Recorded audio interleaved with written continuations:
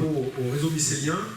Le premier, lorsque des mycéliums se croisent, est-ce qu'ils se touchent? Est-ce que du coup ils partagent ce réseau externe de communication? Voilà. Après, la deuxième question, c'était en maraîchage, on a quand même des passe-pieds où on y va souvent. Alors parfois on essaye de les pailler pour que ce soit un peu moins traumatisant, mais est-ce que ce ne sont pas des zones de rupture de transfert?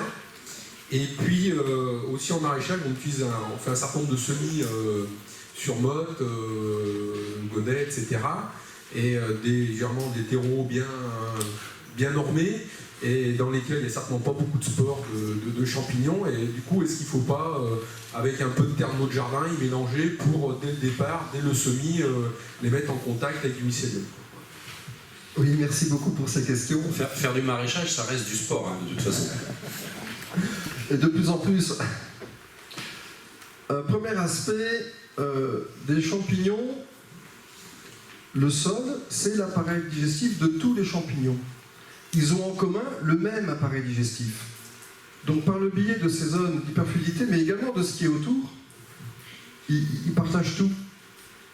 Alors, pas tous les champignons, on en connaît certains qui sécrètent des antibiotiques pour pouvoir s'accaparer, s'approprier, des parasites partout, pour s'accaparer et s'approprier justement des secteurs dont ils ne consommeraient que tout seuls. Des choses dans le bois, on connaît les fomesses, l'amadouvier. Quand un arbre est atteint d'un amadouvier, il n'y a que de l'amadouvier dedans.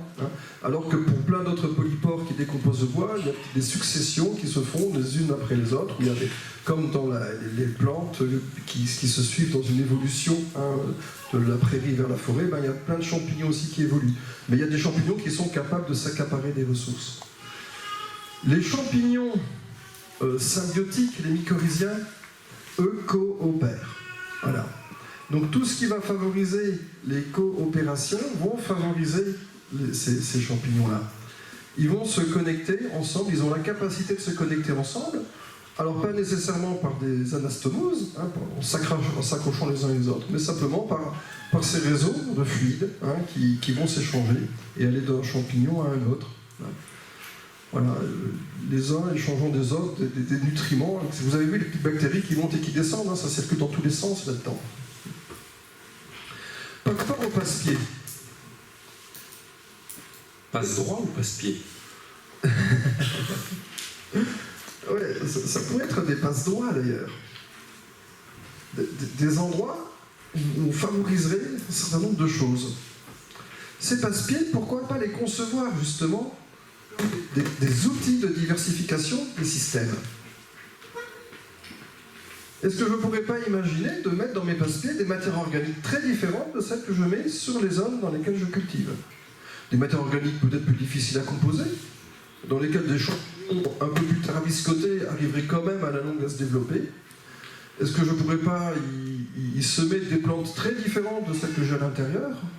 Est-ce que je ne pourrais pas, toutes ces plantes qui sont capables de supporter le piétinement notamment, est-ce que je ne pourrais pas essayer d'imaginer un système qui puisse permettre de créer une hétérogénéité différente, enfin supplémentaire, qui apporte finalement quelque chose d'autre et une richesse supplémentaire à mon environnement?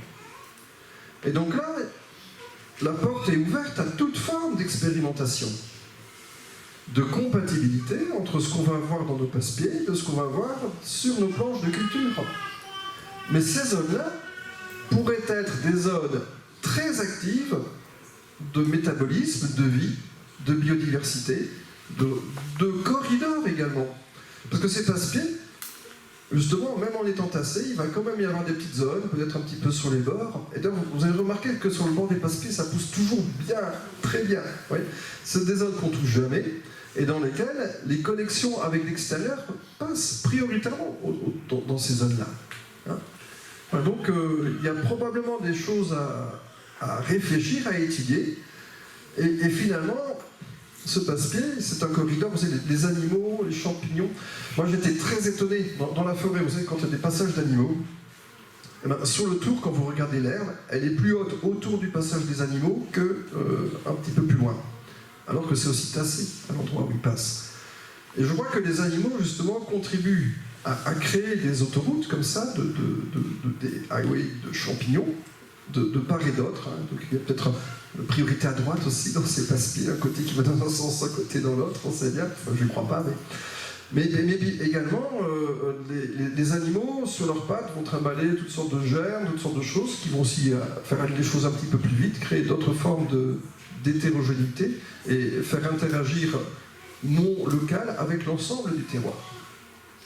Donc mes passe-pieds, ce serait peut-être intéressant que je les connecte par des petits chemins de traverse qui puissent aller jusque dans les bois alentours, dans la haie, des choses comme ça, hein, et que je crée une continuité entre mes passe-pieds et les chemins qu'empruntent les animaux, les petits animaux, les organismes à l'extérieur de ma parcelle, de façon à ce qu'on mette en connexion justement cet extérieur et cet intérieur.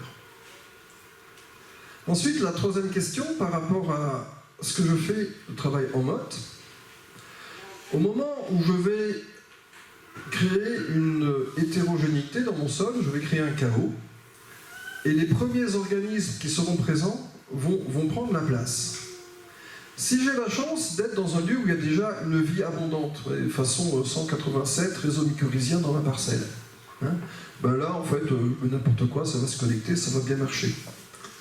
Mais souvent, comment est-ce qu'on fait pour avoir 187 réseaux mycorhiziens? On plante un arbre, on attend 500 ans, et on a 187 réseaux mycorhiziens. Voyez. Donc l'idée, c'est que au moment où je vais planter mon petit godet, s'il était déjà inoculé par des spores venant de ces lieux excessivement matures, hein, c'est ce que certains font avec ce qu'on appelle les EM aujourd'hui, mais qu'on peut faire tout à fait soi-même en allant prélever dans les zones un petit peu matures qu'il y a près de chez soi, du compost, du terreau, hein, ou même de faire du terreau. Moi maintenant je dépose autour des vieux arbres des fagots de bois, des déchets, des choses comme ça qui créent de la matière organique et dans lesquelles les racines des arbres vont explorer tout ça, et donc les racines et donc les champignons mycorhiziens, et donc je prélève un petit peu de cette terre-là, que je mets en suspension, que je mélange avec mon compost, enfin ce que j'utilise, le substrat que j'utilise pour faire mes mottes. Et donc j'offre à mes petites plantes une grande collection de micro-organismes différents. Et comme les histoires de levée de dormance, on n'a pas encore fait sur les champignons, mais je pense que les travaux de Gérard Dusset sur la levée de dormance des graines, on va arriver à aller dans le même sens sur les champignons. Ça va conditionner finalement la levée de dormance de certains champignons, de certaines bactéries qui permettront de relier ma petite motte avec l'extérieur de ma motte et donc favoriser l'implantation. Donc cette inoculation, on peut la faire. Et je recommande même de la faire. J'irai même plus loin. Je vous recommanderais même, de la même façon qu'on commence à partager nos semences, des semences bien adaptées, avec une épeuille génétique bien adaptée à un terroir, juste comme ça, pourquoi pas échanger également nos inoculums, apporter de cette diversité-là chez nous. Et le jour où il y aura une réunion de sols vivants, où chacun viendra avec une petite poignée, un litre simplement de son inoculum, et qu'on aura une bétonnière là dehors où chacun mettra un petit peu là-dedans, on remuera tout ça, chacun repartira avec un litre du mélange de tout le monde, qu'il ira installer à côté de son vieil arbre, hein, à l'endroit où je stocke toute la mémoire de mon lieu finalement, où lui rajouter toute cette information-là. Mais autour de mon vieil arbre, il y aura non seulement tout ce qui convient bien à moi, mais également ce qui se passe dans des gens qui sont à 100 km plus au sud, à 100 km plus au nord, à 100 km plus à l'ouest, plus en altitude, un petit peu tout ça. J'augmente la biodiversité de cet inoculum et donc la capacité, la résilience du système à pouvoir s'adapter aux changements et aux variations. Et si nous, en France, on fait ça, et si Loïc, qui est là, fait la même chose avec ses collègues en Espagne, parce que lui, il est à cheval sur les deux territoires, et qu'en Espagne, ils font aussi ça, et ainsi de suite, et ben, on refera circuler tous ces inoculums, et on recréera un corridor qui, aujourd'hui, ne fonctionne plus, parce qu'il y a trop de routes, parce qu'il y a plus de haies, parce que, voilà, on refera ce travail qui se faisait spontanément dans la nature, qui était aidé par les sangliers et les animaux qui circulaient là-dedans, ben on va en assumer la responsabilité et ça ira beaucoup mieux. Laissons venir à nous les champignons, mais amplifions le mouvement. On va ne pas parler. Pas non. Enfin si, j'ai quelque chose à te dire, Hervé. Dans mon magret agroforestier, le cortège prairial est connecté à la ripisylve qui est à 450 mètres de là. Et c'est peut-être pour ça que ce magret est si beau et généreux. On va pas parler pendant une seconde. Écoutez. Un enfant est pas loin. Telle l'apparition. On a parlé de diversité, on a parlé de fertilité, de connexion, de fécondité. Et là, on a la classe d'âge, la jeunesse est dans la salle. Y a-t-il d'autres questions ou commentaires? Benoît, au premier rang. Oui, alors, ce que tu as dit avec le piétinement des champignons, moi, ça m'évoque un peu la justesse du pâturage intensif rotatif, qui, dont le principe pourrait être, mettons énormément d'animaux sur une petite surface pendant très très peu de temps. Alors ça, justement, donc, crée une perturbation forte à un moment, et puis alors après, justement, passer un temps important sans perturbation, ça semble améliorer la productivité des systèmes. C'est la première chose. Et alors la deuxième chose, j'avais répondu une petite phrase en t'écoutant, et c'est nous faisons partie du système digestif du champignon. Voilà, qui manipule qui en fait, hein. La vie sur Terre s'est développée à partir de l'interaction entre le monde des bactéries et le monde des champignons. Et tous les êtres vivants, dans l'arbre phylogénétique du vivant, apparaissent coincés entre ces interactions-là. Alors il y a les archaïques qui sont à l'origine des bactéries et des champignons, mais ensuite tout le reste vient de la relation entre les deux. Les bactéries et les champignons dominent la Terre.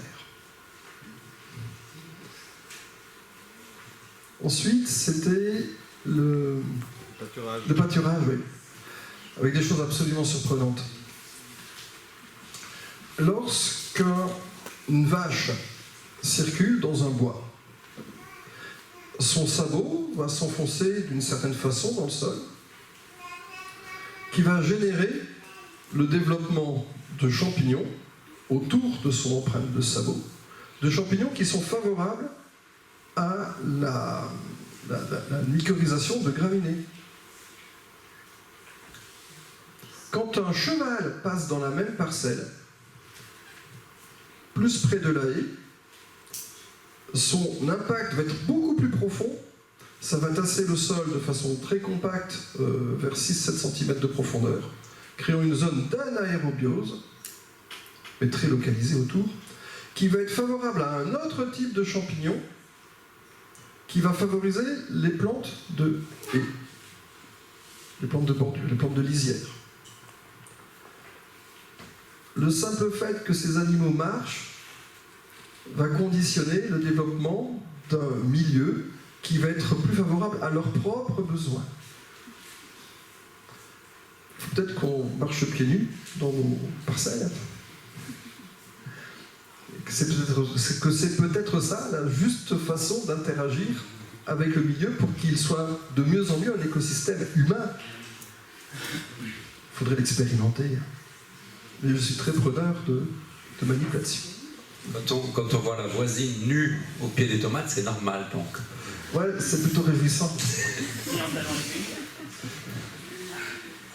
Je vais vous poser une question sur l'emploi des fongicides. Est-ce que ça a un impact sur les champignons du sol quand on traite par exemple des céréales à paille et sur l'utilisation de paille qui ont été traitées quand on fait un paillage?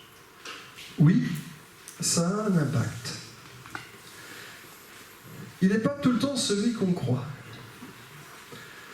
Lorsqu'on utilise un fongicide sur un blé, il se trouve qu'il y a certains champignons mycorhiziens qui résistent bien à ces fongicides et sont même donc favorisés par ces fongicides, parce que comme tous les autres champignons sont détruits, il y a certains champignons mycorhiziens qui vont être un peu les rois du pétrole là-dedans. Voilà. Ça a un impact, quelquefois, vers une explosion de mycorhisation, et surtout dans les systèmes qui sont très pauvres, dans lesquels on a peu de champignons mycorhiziens, parce que justement, les systèmes très pauvres sont concentrés en champignons qui résistent aux fongicides, hein, et donc dès que je rajoute un fongicide dessus, je réduis la charge des pathogènes, et donc les champignons mycorhiziens qui résistent à ça peuvent exploser. Et on voit beaucoup de publications scientifiques qui disent ben voilà, les fongicides, ça multiplie les mycorhizes, parce que quand on mesure le nombre de mycorhizes sur des racines, on en voit plus. C'est vrai. Par contre, ça diminue la diversité des mycorhizes. Et donc ça diminue la capacité qu'a la plante à se connecter à un grand nombre de ressources qui sont autour d'elle. Après, c'est un choix à faire. Soit je vais vers la diversité et donc la résilience du système, soit je vais vers la simplification, mais la nécessité d'apporter tous les nutriments et toutes les informations, donc type phytosanitaire, à mes plantes pour qu'elles arrivent à se développer. Les deux choix sont possibles et les deux choix sont toujours explorés d'ailleurs. Du coup, je traduis, il y a une question du petit ou de la petite, je ne sais pas là, qui demande, et tout ça, toutes ces connexions, toutes ces coopérations, toutes ces symbioses dans la vie et vis-à-vis de l'ESCA. Je traduis la question de... L'ESCA, ça sent le coup de rouge, ça. L'ESCA, donc, c'est une maladie de la vigne qu'on voit ressurgir dans plein de secteurs sans qu'on comprenne réellement les tenants et les aboutissants. Il y a beaucoup de personnes qui ont vu que c'était lié à la façon dont les tailles, la façon dont l'enracinement des racines de la vigne se développe. On n'a pas encore une grande vision holistique, générale, de ce qu'est l'ESCA. Par contre, dans une étude que j'ai réalisée sur la truffe, dans un milieu qui était relativement riche en vignes, une zone viticole dans laquelle on cultivait aussi des truffes, je me suis rendu compte que certaines communautés fongiques du sol, certaines communautés mycorhiziennes du sol, étaient liées positivement et donc négativement à la présence de l'ESCA. Donc pour moi, là, il y a aussi un énorme travail à faire pour les viticulteurs, sur la capacité, les liens, qu'est-ce qui va faire, quelles sont les interactions, quelles sont les hétérogénéités à avoir dans notre milieu pour favoriser des champignons qui réguleront l'ESCA. C'est un peu l'idée. Il y a un des éléments à aborder parmi tous les autres, la taille, la conduite culturelle, les arbres à mettre à côté, et ainsi de suite. Voilà, un autre élément, mais voilà, là, il y a vraiment beaucoup de travail à faire et beaucoup d'observations. Si je peux me permettre, l'armière couleur de miel, par exemple, en fait, ça c'est connu. Selon les disponibilités de minéraux dans le sol, en fait, elle peut vivre à l'état, ça profite, donc là, elle ne détruit pas les plantes, elle se contente de recycler quand les plantes sont mortes. Et par contre, un gros stress ou l'application de fongicides, justement, provoque le passage sous forme de vie parasitique, et à ce moment-là, elle attaque la souche et tue la souche. Il y a peut-être aussi ce genre de bascule qui peuvent se passer entre deux modes de vie aussi. Oui. Effectivement, dans les champignons mycorhiziens, c'est quelque chose qui est bien observé. Donc, par exemple, imaginez que vous ayez un champ de blé et à côté une ligne de fruitiers. Les fruitiers au printemps, les arbres, donc ça verdit toujours plus au bord des arbres. Donc eux vont apporter beaucoup d'énergie au système, parce qu'il y a beaucoup de biomasse, ils ont beaucoup de biomasse qui se décompose par les champignons du sol, et donc un cycle qui se développe abondamment. Et donc très tôt au printemps, l'arbre va apporter une série de nutriments, d'eau, à la culture de blé qui va être juste à côté. Ensuite, le blé va être cultivé, on va avoir peut-être une petite période pendant laquelle le blé va être concurrencé par l'arbre. Mais comme le blé est une plante qui se récolte au début de l'été, en fait, au moment où on a le plus besoin d'eau, il n'y a plus de production de blé. À ce moment-là, le gloméromycète, donc un champignon spécifique, certains champignons mycorhiziens du blé, vont se comporter de façon saprophytique et digérer les racines du blé.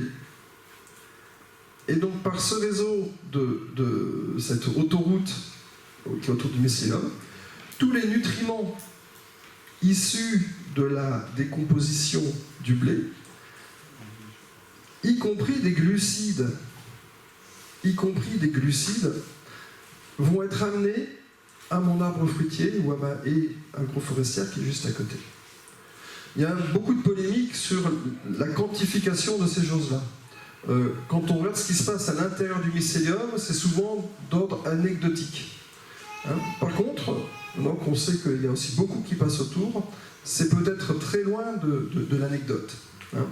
Et on voit justement certains types de champignons qui sont à l'interface entre ces deux milieux, le monde de la forêt et le monde comme la truffe, celle que j'ai beaucoup étudiée, qui vont en faire des très gros fruits quand ils peuvent bénéficier justement de toute cette manne. Et comme ma truffe est aussi connectée à mon arbre, donc une partie de ce que la truffe va manger dans le champ de blé va retourner aussi à l'arbre. Et il y a des connexions intermédiaires qui peuvent se faire. Et ces connexions intermédiaires, moi, je les appelle, en fait, je les catégorise sur les connexions liées à des plantes que j'appelle des connecteurs, dont font partie la magnifique et la merveilleuse ronce, qui est capable de se connecter tant au blé qu'aux arbres qui sont derrière. Voilà. Mais il y en a plein d'autres à expérimenter et à cultiver. Mais voilà. Donc, un connecteur va permettre de nourrir de ce champignon le champignon mycorhizien du blé qui au début était symbiotique, il devient saprophyte et en fait s'il reste connecté avec l'arbre, il va nourrir mon arbre en lui donnant des nutriments et des glucides. Le coût des glucides, vous savez, c'est important parce que en été, il n'y a pas beaucoup d'eau. Si je nourris mon arbre directement avec des glucides, eh ben, avec une très faible quantité d'eau, il n'y a pas besoin de faire de photosynthèse, il n'y a pas besoin de beaucoup transpirer. Parce que la photosynthèse, c'est un processus qui réchauffe les feuilles. Il y a besoin d'avoir de l'évaporation pour que la feuille baisse en température. Et dès qu'il fait trop chaud, la feuille ne fait plus sa photosynthèse, c'est bloqué, sinon elle cuit. Mais si la plante absorbe directement du sucre, elle va continuer de pousser alors qu'elle ne fait pas beaucoup de photosynthèse. Elle va avoir accès à des sucres qui sont déjà formés dans le sol. Alors tout ça, ça mérite d'être quantifié, parce que c'est des champs de recherche, d'expérimentation qu'on découvre à peine. Ces histoires de microfluidité, ça a juste quelques mois. Voilà, ce sont des choses qu'on a expérimenté, de rechercher, d'approfondir, mais qui sont, je crois, des voies très intelligentes et de prospectives très intéressantes pour l'avenir. Ok, merci beaucoup. Et comme tout est connecté, tout est en symbiose, le magret est agroforestier, le pousse-rapierre est agroforestier, le café avec ou sans sucre est agroforestier. À tout de suite.